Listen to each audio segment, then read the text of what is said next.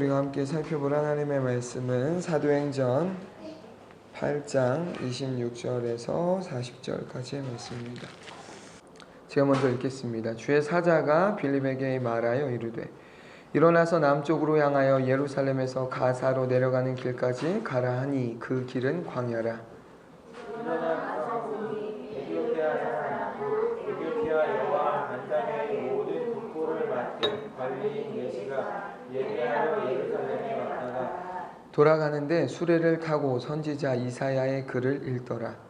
성령이 빌립더러 이르시되 이 수레로 가까이 나아가라 하시거늘 빌립이 달려가서 선지자 이사야의 글을 읽는 것을 듣고 말하되 읽는 것을 깨닫느냐? 대답하되 지도해 주는 사람이 없으니 어찌 깨달을 수 있느냐 하고 빌립을 청하여 수레에 올라 같이 앉으라 하니라. 읽는 성경 구절은 이것이니 일러스되 그가 도살자에게로 가는 양과 같이 끌려갔고 털 깎는 자 앞에 있는 어린 양이 조용함과 같이 그의 입을 열지 아니하였도다. 그가 기록을 당했을 때 공정한 재판도 같이 못하였으니 누가 그의 세례를 말하리라. 그의 생명이 땅처럼 빼앗기니로다 하였건대 그 내시가 빌립에게 말하되 청컨대 내가 묻노니 선지자가 이 말한 것이 누구를 가리킴이냐 자기를 가리킴이냐 타인을 가리킴이냐.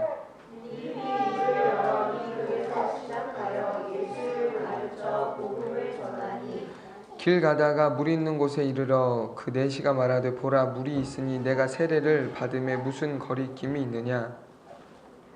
이에 명하여 수레를 멈추고 빌립과 예시가 둘 다 물에 내려가 빌립이 세례를 베풀고 둘이 물에서 올라오이새 주의 영이 빌립을 이끌어 간지라. 내시는 기쁘게 길을 가므로 그를 다시 보지 못하니라. 빌립은 아소도에 나타나 여러 성을 지나다니며 복음을 전하고 가이사랴에 이르니라. 아멘. 기도하겠습니다. 하나님, 오늘도 하나님의 말씀의 거울을 통해 우리의 영적인 민낯들을 돌아볼 기회 주시니 감사합니다. 하나님, 돌아보는 것으로 그치지 않게 하시고 돌아봄을 통해 우리에게 깨닫게 하시고 또한 우리로 하여금 변화되고 회개해야 될 것들이 있다라면 하나님 우리에게 마음의 찔림도 가감없이 허락하심으로 말미암아 하나님 앞에서 자복하고 회개하는 그런 은혜가 있어질 수 있도록 하나님 붙들어 주시옵소서. 우리의 힘과 노력과 하나님 의지 그 이상으로 성령의 충만함 가운데 하나님의 말씀으로 변화되어지길 원하오니 우리 모두를 새롭게 하여 주옵소서. 감사드렸고 살아계신 예수님의 이름으로 간절히 기도했습니다. 아멘.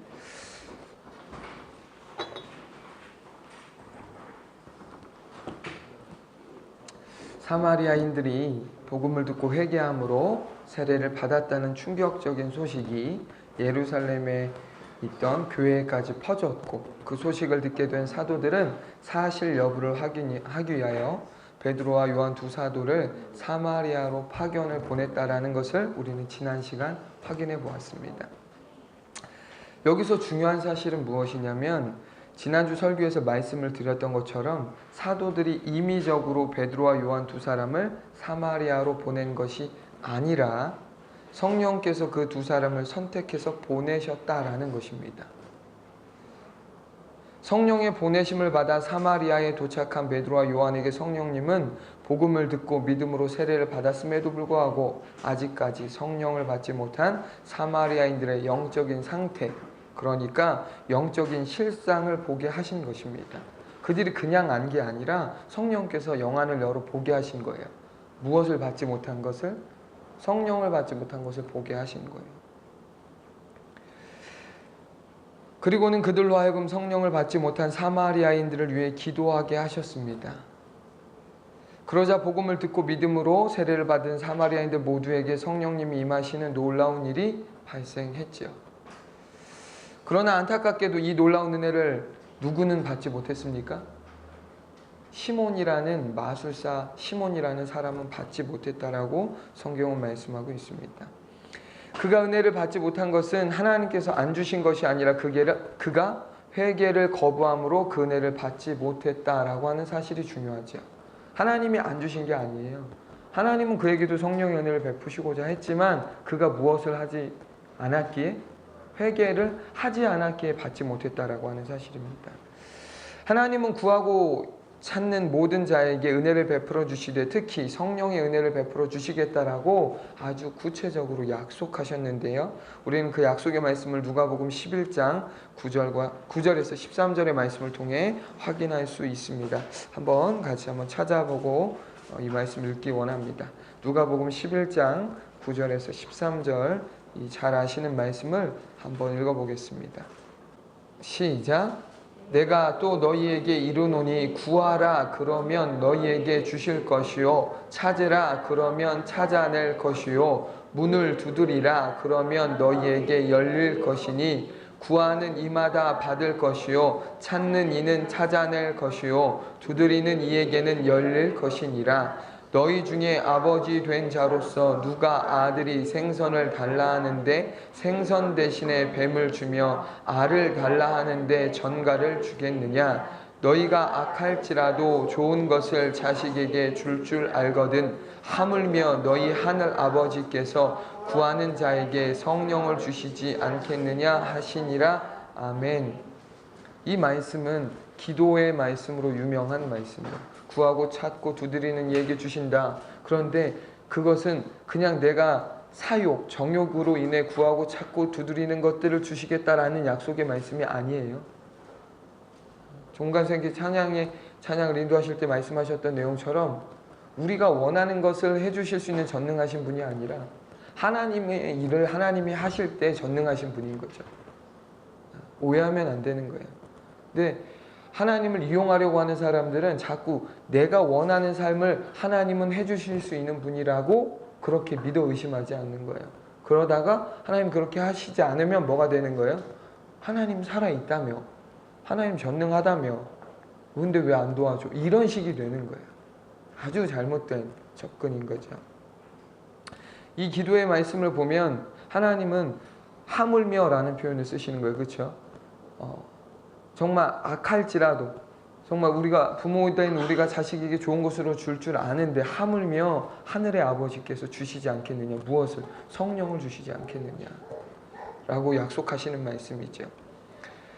그러니까 성령의 세례는 특별한 몇몇 사람들만 받을 수 있는 것이 아니라 누구나 받을 수 있고 누구에게나 베풀어 주시는 하나님의 은혜라는 사실입니다. 특별한 몇몇 사람만 받을 수 있는 특별한 은혜가 아니라는 거예요. 보편적인 은혜라고요. 그러니까 엄밀히 말해 못 받는 것이 아니라 안 받는다라고 해야 맞습니다. 못 받는 게 아니에요. 안 받는 거예요. 누가? 당사자인 내가 안 받는 거예요. 왜 안 받을까요? 이유는 간단합니다. 성령보다 세상을 더 원하기 때문에 그렇습니다.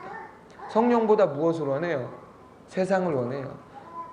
세상은 너무 추상적인 의미잖아요. 돈을 원하는 거예요. 성령보다 돈을 원해요. 그러면 받지 않는 거죠.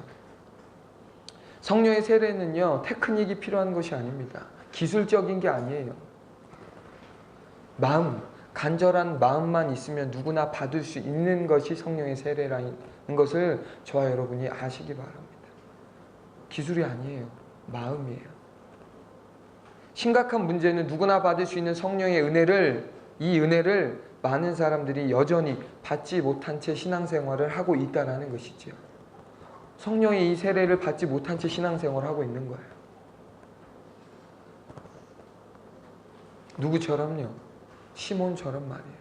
받을 수 있는 기회가 있고 받을 수 있도록 하나님 은혜를 베풀어 주셨지만 그가 받지 못했다라는 거예요. 받지 않았다는 것이죠. 바라기는 저와 여러분 안에 성령의 이 세례, 이 성령의 충만함의 은혜가 날마다 저와 여러분 가운데 경험되어지길 간절히 원합니다. 누구나 받을 수 있는 거예요. 누구나. 그리고 받아야 하는 거예요. 안 받고는 불가능한 거예요. 신앙생활. 안 받고는 할 수 없어요. 시몬처럼은 신앙생활 할 수 있어요. 그러나 우리 사도들처럼은 신앙생활 할 수 없는 거예요. 어떤 신앙생활을 할지는 여러분이 선택하셔야 되는 문제예요. 어떻게 신앙생활을 할지는. 본문의 내용으로 돌아가서 자신들에게 맡겨진 사명을 마치고 예루살렘으로 돌아가던 베드로와 요한, 두 사도는 그냥 가지 않았습니다. 그냥 예루살렘으로 곧장 가지 않았어요. 어떻게 했습니까? 성령께서 그들에게 한 가지 맡기신 일을 수행하고 갔어요. 그것이 무엇이었는지 우리는 8장 25절의 내용을 통해 확인할 수 있죠. 25절입니다.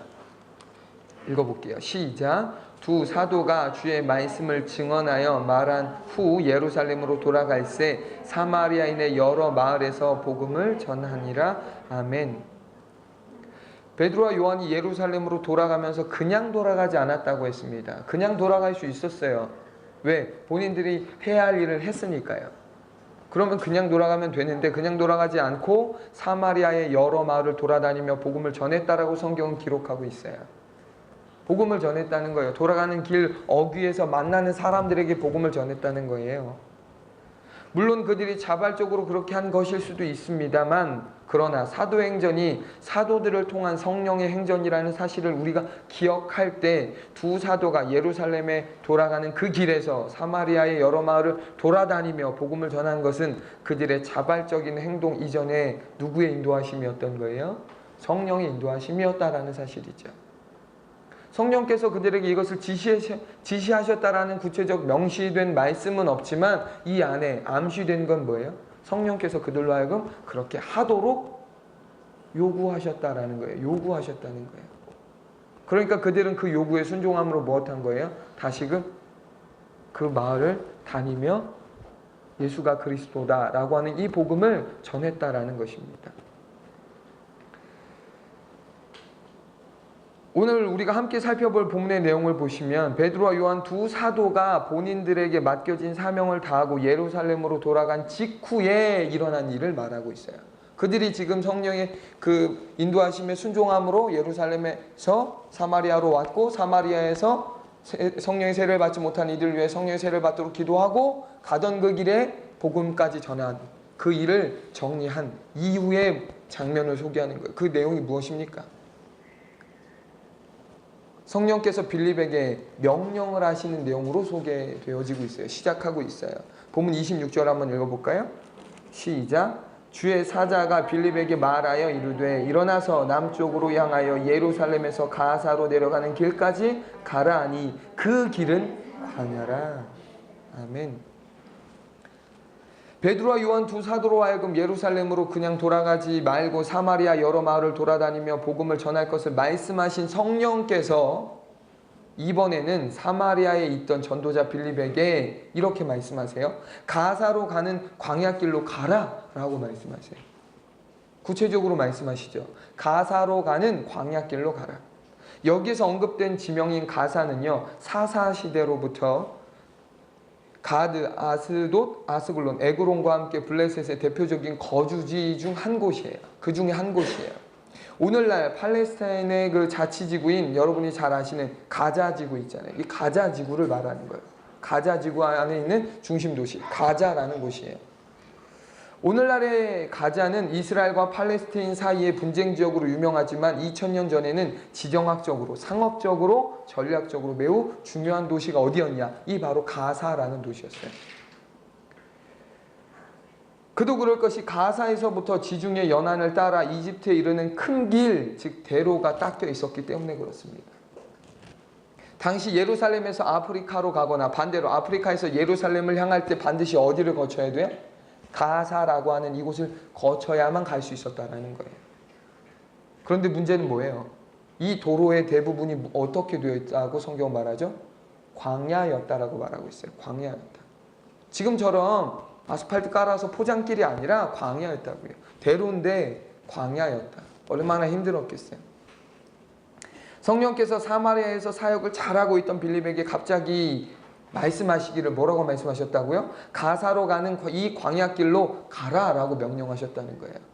베드로와 요한에게 명령하셨던 것처럼 또다시 빌립에게 명령하세요.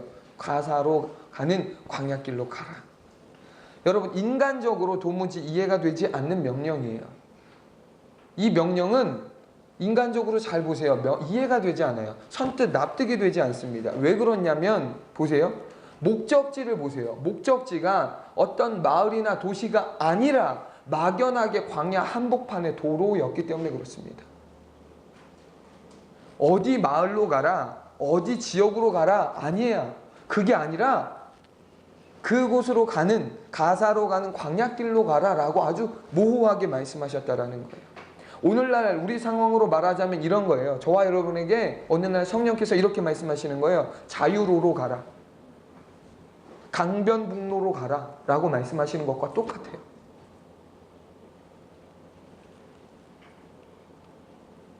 자유로가 어디서부터 어디까지인지는 전 잘 모르겠지만 자유로를 가라고 하면 어디로 가야 되는지 그렇잖아요. 자유로가 짧은 것도 아닌데 강변북로로 가라 어디인지 모르는데 여기도 강변북로 저기도 강변북로잖아요. 똑같은 얘기예요 지금. 가사로 향하는 광야길로 가라. 아니 저 너무 애매한 난처한 이야기인 거예요 지금. 얼마나 모호하고 얼마나 애매합니까?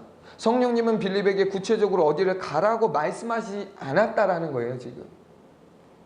그리고 너무나도 막연하게 가사로 가는 광야길로 가라고만 말씀하셨다는 걸 저와 여러분이 주목하셔야 돼요.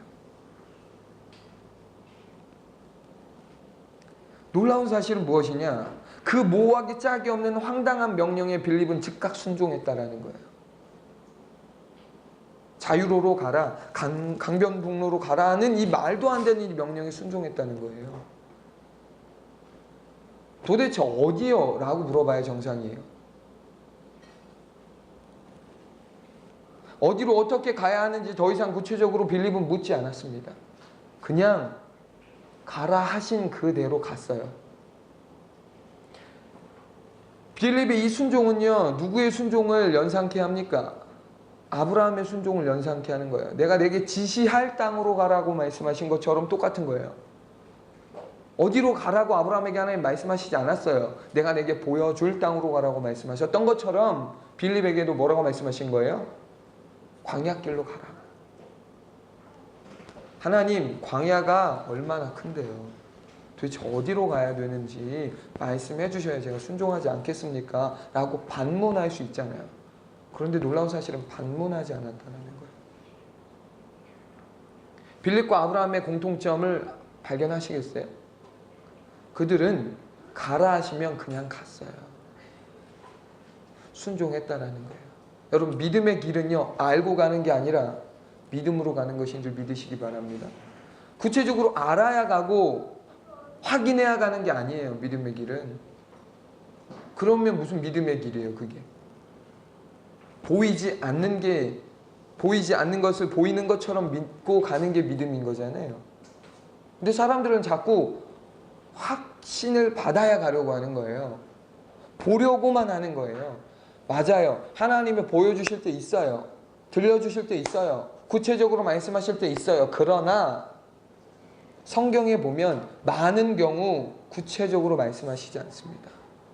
모호하기 짝이 없이 말씀하세요. 애매하게 말씀하세요.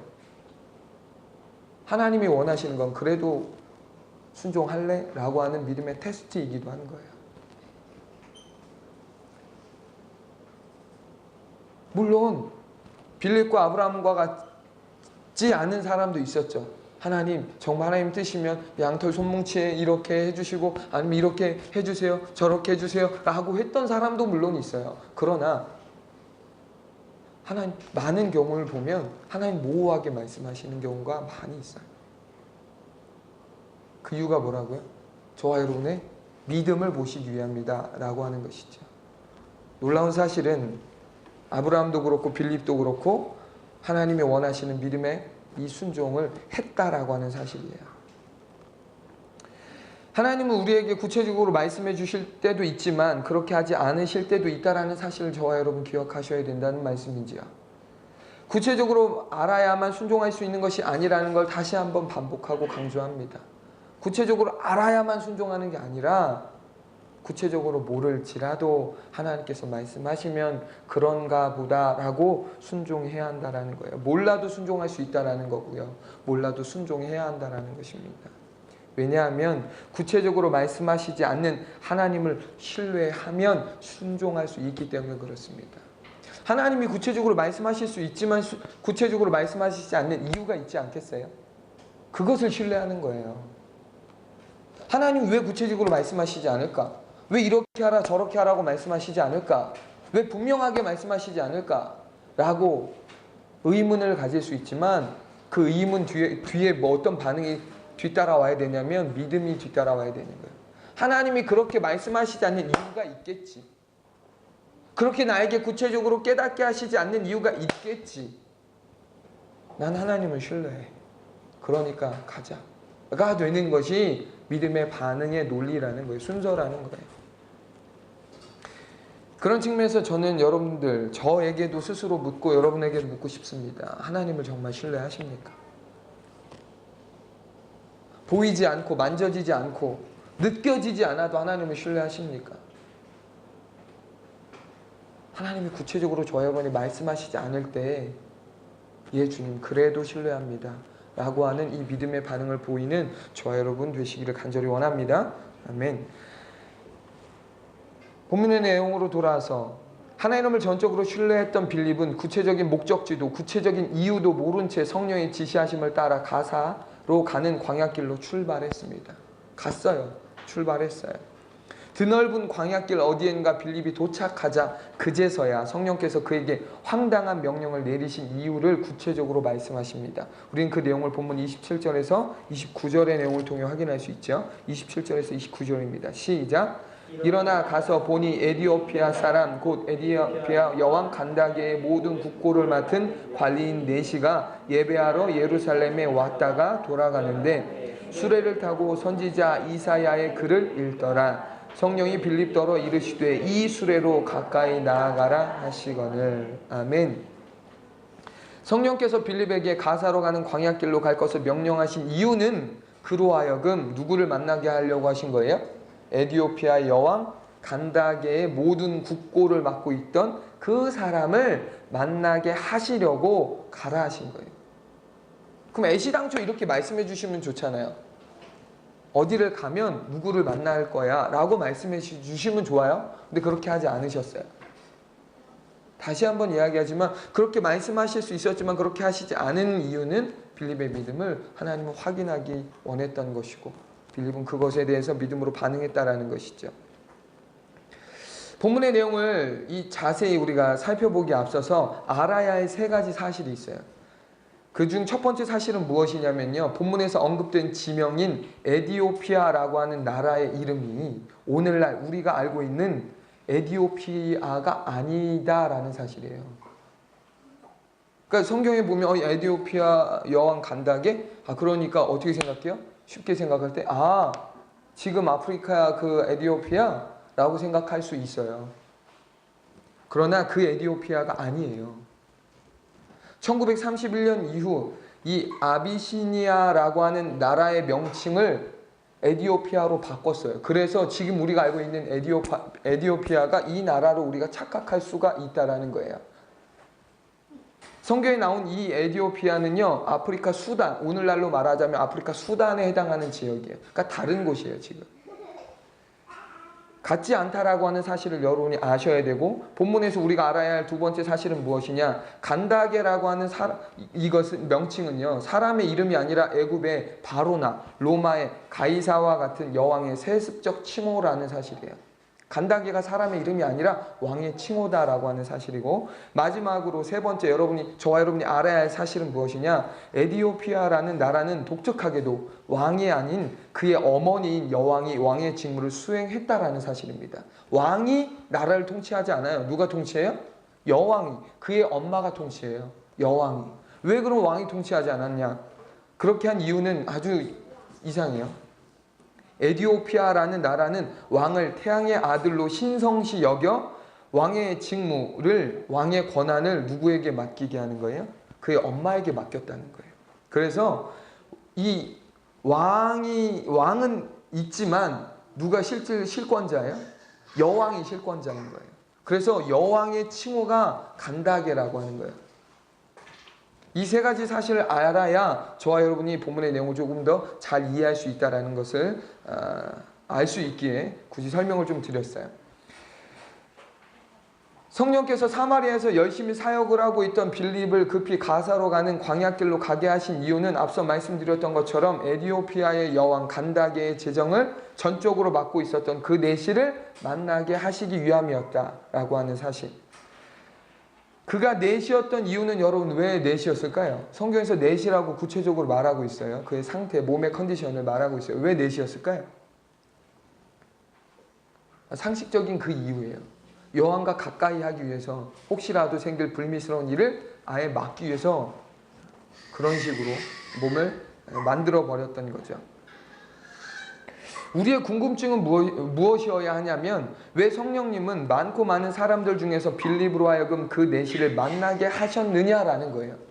오늘 우리 말씀에서, 오늘 본문의 내용에서 저와 여러분이 포커스를 가지고 확인하고 궁금증을 품어야 되는 내용이 이거예요.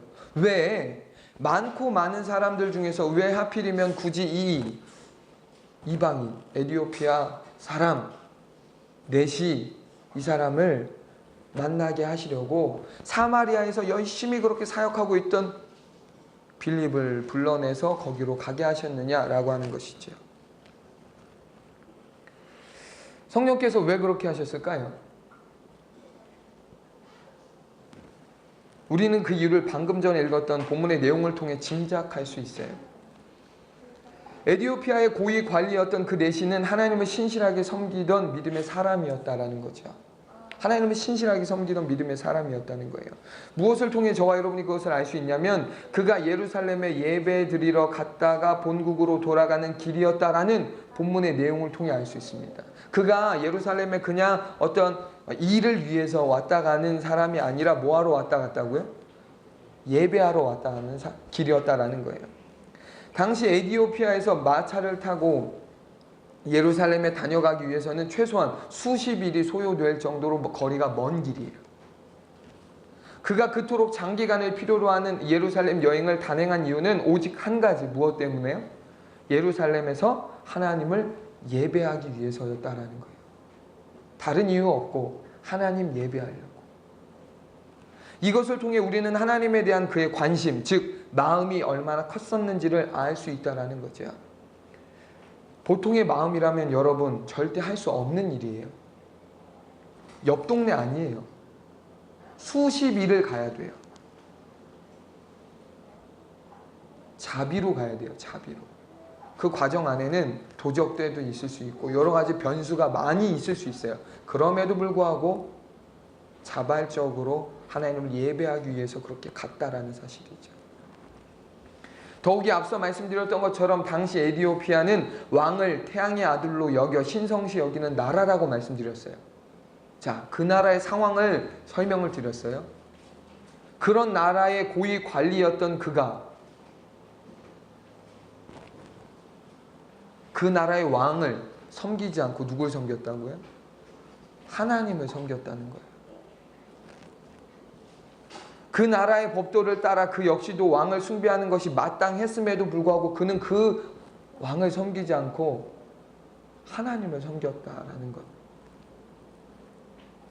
여러분 이게 쉬운 일인가요?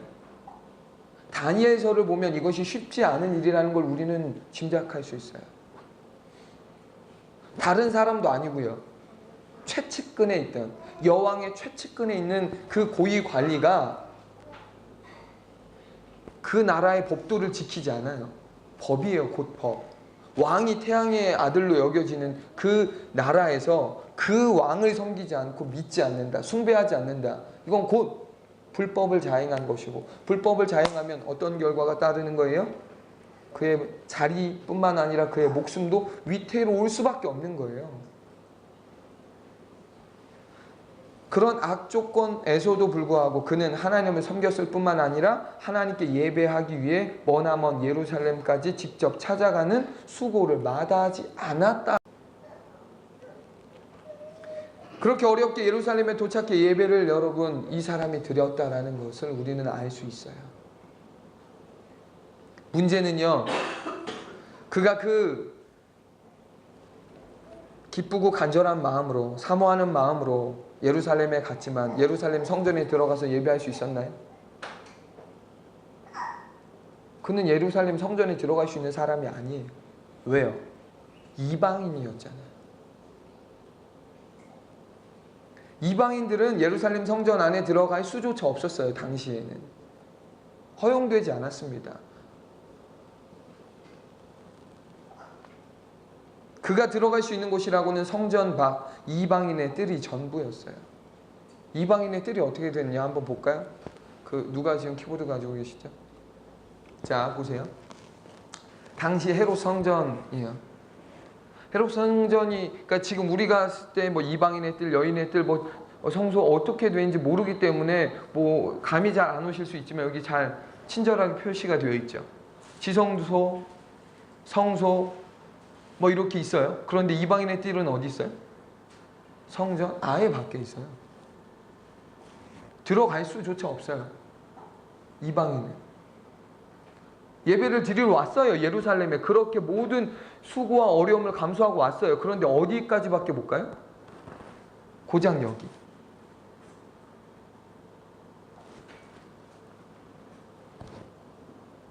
여러분, 그가 이 사실을 몰랐을까요? 내가 가봤자 나는 성전에도 못 들어가. 나는 이방인이니까. 나는 성전 밖에 이방인의 뜰에서 거기만 밟다 와야 돼. 마당만 밟다 와야 돼. 라고 하는 사실을 몰랐을까요? 당연히 알았죠. 그는 자신이 이방인이기에 이방인의 뜰 이상을 들어갈 수 없다는 것을 알았지만 그렇게라도 하나님을 예배하고 싶었기 때문에 먼 길을 마다하지 않고 예루살렘에 왔던 것입니다. 몰라서가 아니라 알지만 하나님 저 여기서라도 하나님을 예배하고 싶어요. 난 비록 이방인이어서 여기 안에 들어갈 수 없지만 나는 이 뜰에서라도 하나님께 예배하고 싶어요. 라고 해서 여기에 와서 예배를 드렸다는 사실이죠. 여러분, 이것이 하나님을 향한 그의 간절한 마음이었다는 거예요. 오늘날 어떻습니까? 조금만 멀어도 가지 않아요. 조금만 힘들어도 하지 않아요. 감수하지 않습니다. 어려움, 손해 감수하지 않아요. 할 수 있으면 하지만 못하면 뭐 그렇게까지 해 라는 게 우리의 모습 아닌가요?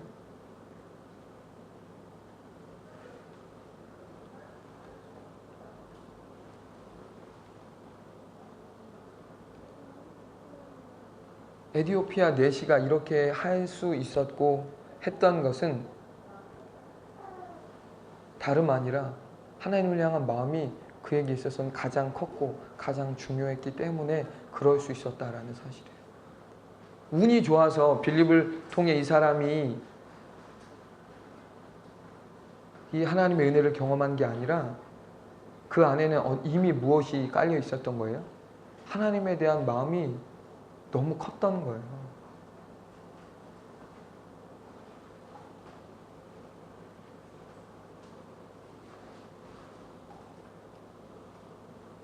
사실 솔직히 인간적으로 따져봤을 때 수십 일을 힘들게 갔어요. 그럼 수십 일을 돌아와야 되는 거예요. 그렇게 힘들게 갔는데 고작 여기에서 예배 드리려고 간다라고 하는 것은 너무 낭비 아닌가요? 꼭 저렇게까지 해야 되나요? 하나님 내 마음 아시잖아요 라고 말할 수 있잖아요.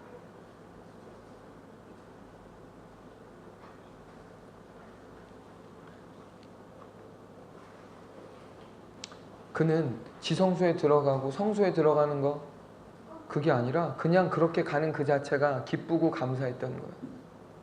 그래서 그렇게 그 먼 길을 자발적으로 하나님 예배하기 위해 갔었다라고 하는 사실이죠. 하나님을 향한 그의 진실한 마음을 우리는 당시 그의 행동을 통해서도 본문에 드러나는 그의 행동을 통해서도 알 수 있습니다. 성경은 그가 이방인의 뜰에서 예배를 드리고 본국으로 돌아가는 길에 병거 즉 마차에 앉아 두루마리로 된 성경을 펼쳐 큰 소리로 읽고 있었다라고 기록하고 있어요. 예배를 드리고 돌아가는 그 마차길 안에 무엇하고 있었다고요? 큰 소리로 성경을 읽고 있었다. 나머지 내용부터는 다음에 자세히 살펴보는 것으로 하고 오늘 우리는 본국으로 돌아가던 내시가 흔들리던 마차 안에서 성경을 큰 소리로 읽고 있었다는 내용까지만 좀 자세히 살펴보려고 합니다. 자, 보세요. 요즘에야 차 안에서 책을 보고 뭐 말씀을 보고 하는 부분들이 그나마 좀 괜찮아요. 왜냐면 그만큼 조금 진동이 덜 하잖아요. 근데 마차예요, 마차. 그런 곳에서 큰 소리로 하나님의 말씀이 읽는다. 버스 안에서도 말씀 읽기가 쉽지 않습니다. 어지러워서. 근데 흔들리는 그 마차 안에서 성경을 큰 소리로 읽고 있었다. 누가요? 4시간. 오늘날 지하철에서도 성경 보는 사람 많지 않대요. 버스 뭐 안 타서 모르겠지만 버스도 그렇겠죠. 아니, 그냥 성경 읽는 사람이 많지 않아요.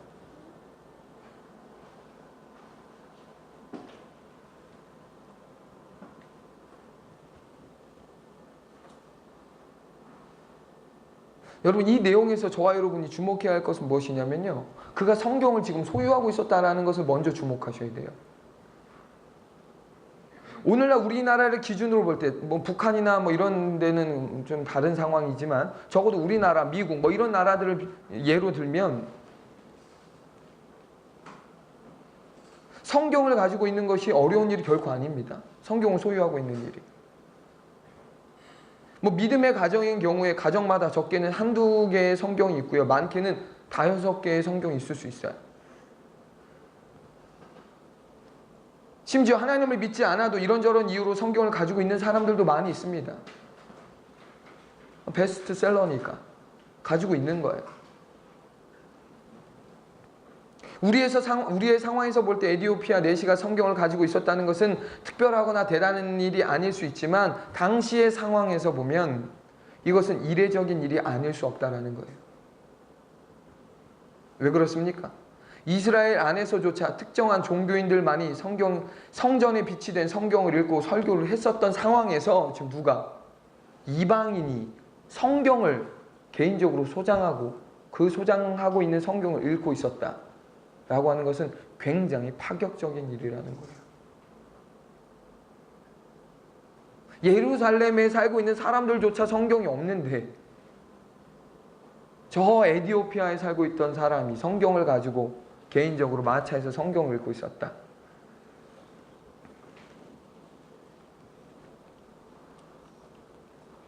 놀라운 일이 아닐 수 없는 거예요.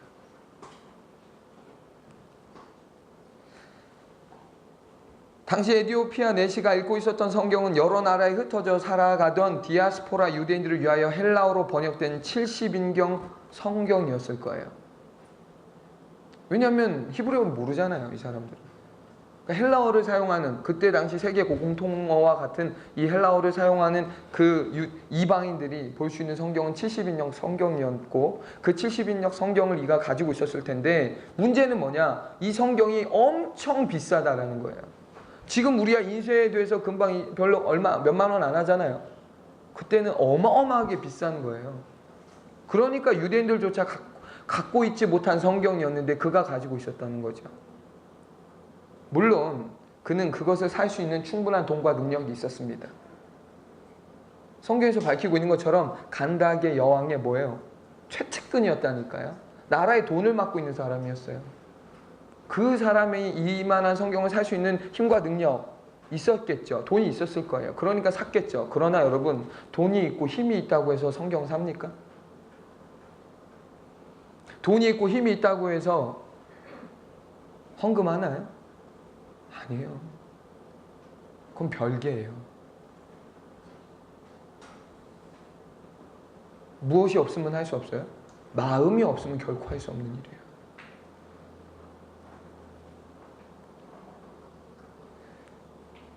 그러한 여러 상황에서 내시는 많은 돈을 지불하고 성경을 구입한 거예요. 개인적으로. 왜? 하나님의 말씀이 너무나 궁금하거든요. 다음 주에 살펴보겠지만 하나님의 말씀이 너무 궁금해하니까 그걸 개인적으로 소장하고 싶었다는 거예요. 그리고 소장했고, 그리고 어디서까지 읽어요? 흔들리던 마차 안에서. 얼마나 피곤했겠어요. 생각을 해보세요. 그 수십 일에 거친 그 여정 속에서 얼마나 노곤하고 피곤했겠냐고요. 그럼에도 불구하고 흔들리던 마차 안에서 하나님의 말씀을 읽고 싶었던 거예요. 그래서 큰 소리로 읽고 있었죠.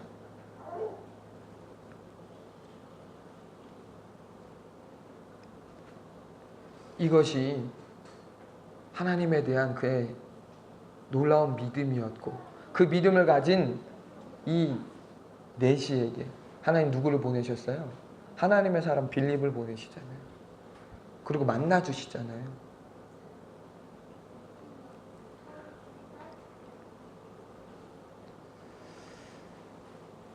하나님에 대한 특별한 열정, 간절한 마음이 그에게 있었기 때문에 하나님은 그 내시를 만나주셨다라고 하는 사실. 본문은 저와 여러분에게 묻습니다. 이런 열정과 이런 믿음이 우리에게 있는지. 성경이 있어요. 어디에요? 집에도 있고 차에도 있고 사무실에도 있고 있어요.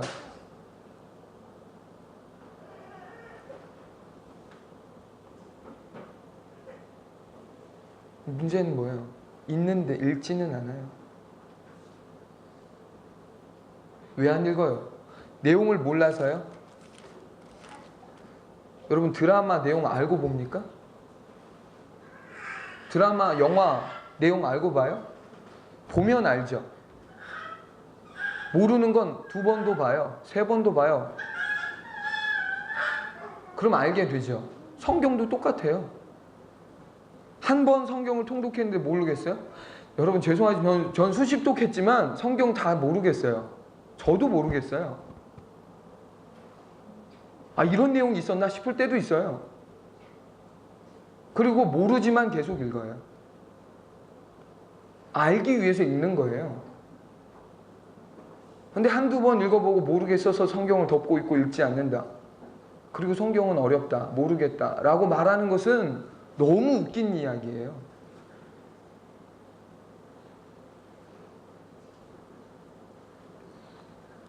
시간이 없어서요? 여유가 없어서요?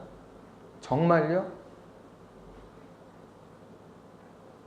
마음이 없는 거겠죠.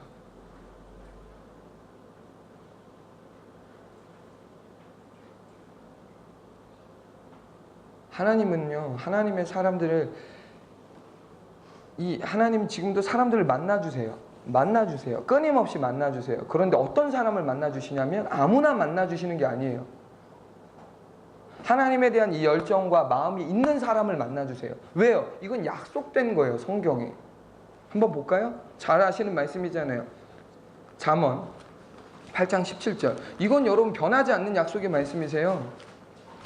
8장 17절 시작. 나를 사랑하는 자들이 나의 사랑을 입으며 나를 간절히 찾는 자가 나를 만날 것이니라. 아멘. 이 말씀 여러분, 이 원리는요, 이 원칙은요 바뀌지 않습니다. 하나님이 지금 이 에디오피아 내시를 만나주신 거는 그냥 만나주신 게 아니에요. 재수가 좋아서 만난 게 아니에요. 이 사람 안에 무엇이 있어요? 간절한 믿음, 간절한 사랑이 있으니까 만나주시겠다고 약속하신 그대로 만나주신 거예요. 지금도 마찬가지예요. 어느 날 교통사고처럼 하나님이 믿어지면 얼마나 좋아요. 그렇지 않아요, 여러분. 그렇게 만나지면 얼마나 좋아요. 물론 그런 일도 있어요. 사도 바울처럼. 그러나 드문 일이에요. 사람마다 하나님께서 만나주시는 방법이 다르고 형태가 다르지만 하나님께서 원하시는 건 뭐냐? 간절히 나를 찾는 자를 만나주신다라고 약속하셨다는 거죠. 누구에게 이 믿음이 있었고 누구에게 이 마음이 있었어요? 이 내시에게는 이 마음과 이 믿음이 있었다는 거예요.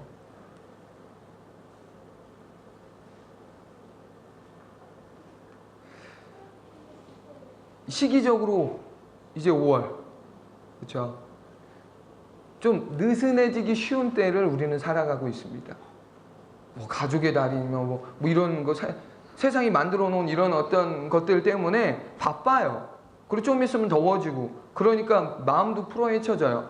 그러니까 뭐 신앙생활이고 뭐고 다 그냥 엉뚱한 거에 마음이 빼앗기기 쉬운 때를 우리는 지금 살아가고 있습니다.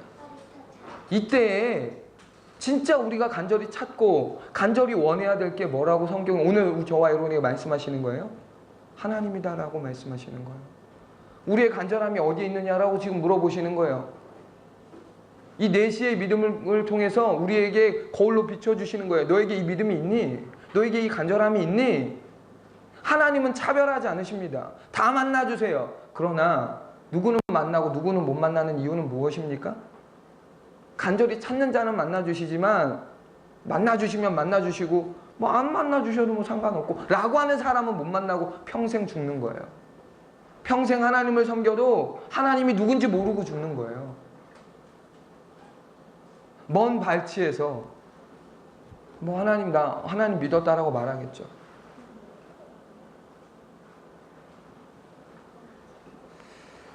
말씀을 정리해요. 하나님을 향한 여러분의 간절함이 있는지를 돌아보셔야 되고요. 없다면 지금의 이 말씀이 잔소리가 아니라 회개의 은혜로 와닿기를 예수님을 축원합니다. 아 맞아 나 말씀 봐야 되는데, 아 맞아 나 기도해야 되는데, 아 맞아 나 진짜 그렇게 하나님 찾아야 되는데, 그런 거 그만하고 오늘 말씀 보세요. 다시 말씀 보세요. 간절히 좀 찾읍시다.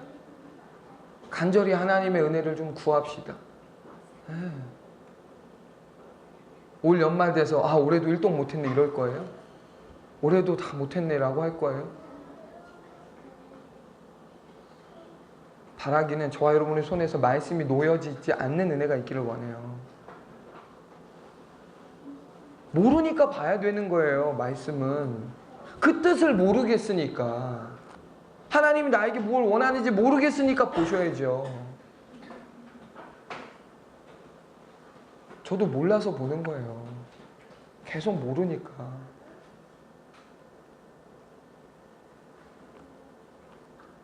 (5월달이) 이 따뜻해지는 계절이 말씀의 계절이 되어줬으면 좋겠습니다.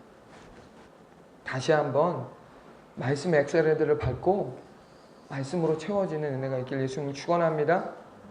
하나님 그럼 반드시 만나주시고요. 하나님 뜻을 우리에게 계시하실 것이고 우린 더 깊이 하나님을 사랑하게 될 거예요. 그런 은혜가 있기를 우리 간절히 원하는 마음으로 시간 같이 찬양.